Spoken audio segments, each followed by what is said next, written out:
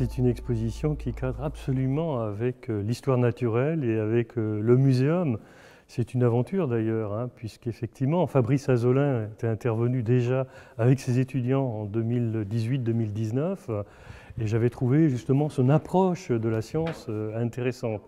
Alors quand il m'avait interrogé à la suite du confinement en me disant « j'ai fait 3000, 4000 objets en rapport avec la science », je me suis dit « il y a quelque chose à voir » en étant un peu dubitatif malgré tout. Et c'est vrai que quand j'ai vu le résultat, quand j'ai vu son œuvre, quand j'ai vu son installation, je me suis dit oui, c'est ici qu'elle doit être et c'est à présenter après ce confinement, bien sûr.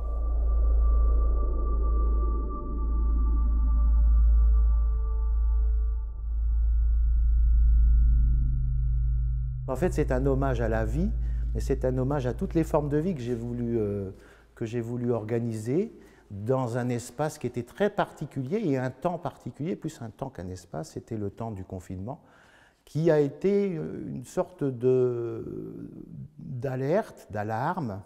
J'étais un peu comme sur une île déserte, je ne pouvais utiliser que ce que j'avais à portée de la main. Donc, j'ai commencé à ouvrir les tiroirs de la maison et à prendre tous les outils et tous les ustensiles que j'avais à ma disposition.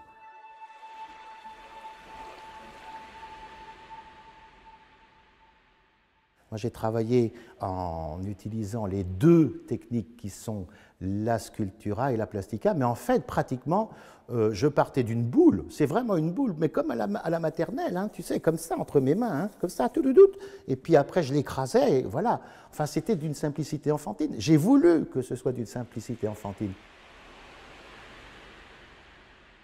Tout vient de l'enfance, et que c'est quand tu es enfant que tu mets en place les moyens de ton expression. Et donc là, moi, j'ai travaillé avec des systèmes de calque, comme tu fais, tu vois, quand tu fais du calque à l'école, ou avec les petits pointillés, tu sais, les petits pointillés, les papiers là, sur des petits morceaux de mousse. Vous vous souvenez, on a tous fait ça. Et la pâte à modeler, eh ben, j'ai fait exactement ça. Sauf que quand tu vas avoir 60 ans, tu as une expérience de chantier, d'autres choses que tu as faites, etc., qui fait qu'à un moment donné, tu sais comment détourner un outil qui n'est absolument pas fait pour telle ou telle chose, donc tu détournes son usage pour pouvoir finalement lui donner la possibilité de t'aider dans ce que tu as envie de créer. J'ai rarement vu d'exposition qui maniait et qui alliait aussi bien la science et l'art.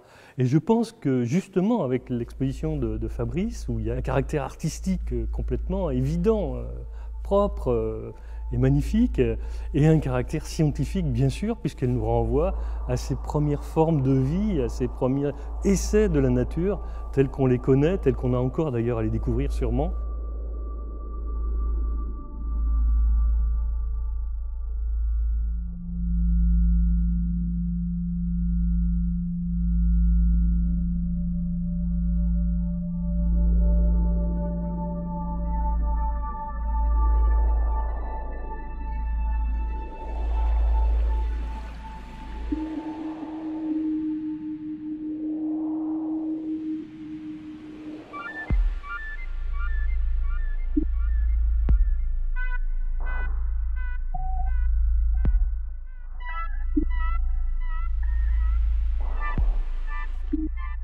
La nature en mouvement, la profusion d'espèces et de variétés différentes qu'on retrouve dans la galerie de zoologie du muséum, alors là, de manière flagrante, hein, et bien finalement, elle irrigue et les sciences et les arts.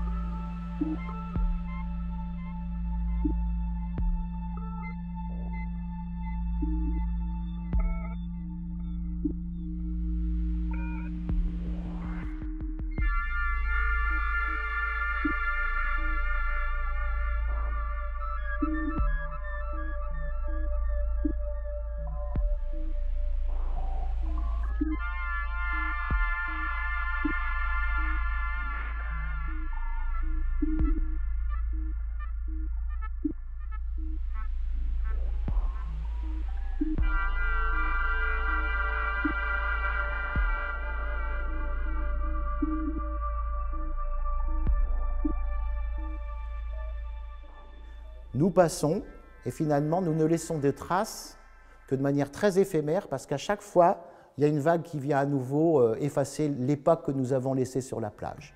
C'est très clair, c'est très clair. C'est pour ça qu'il faut faire preuve d'une excessive modestie.